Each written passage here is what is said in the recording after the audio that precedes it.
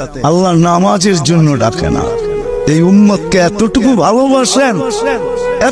ভালোবাসেন যে আল্লাহ কথা বলার জন্য ডাকেন, নামাজের জন্য ডাকেন না।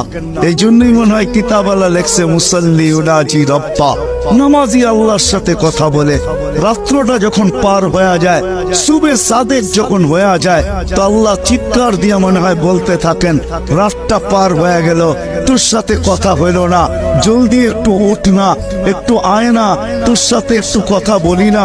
আবার যখন সকালেরটা ফজরেরটা শেষ হয়ে যায়, আবার দুপুর আসে, তখন যেন আল্লাহ বলতে থাকে, সেই সকালে কথা হইলো, এখন তো দুপুর হয়ে গেল, তোর সাথে কথা হয় না, একটু আয় না, দুপুরে একটু কথা বলি না।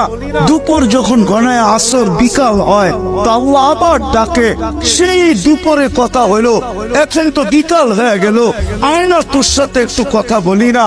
বিকালের পরে যখন সূর্য ডুবে যায়, তো আল্লাহ আবার বলে, সেই বিকালে কথা হইলো, আর সূর্যটা ডুবে গেল, এখন তো রাত্রই হয়ে গেল, আয় না, তোর সাথে একটু কথা বলি না, যেটাকে মাগরিব বলে। আপনি বলবেন এশারের সময় কেন কথা বলে?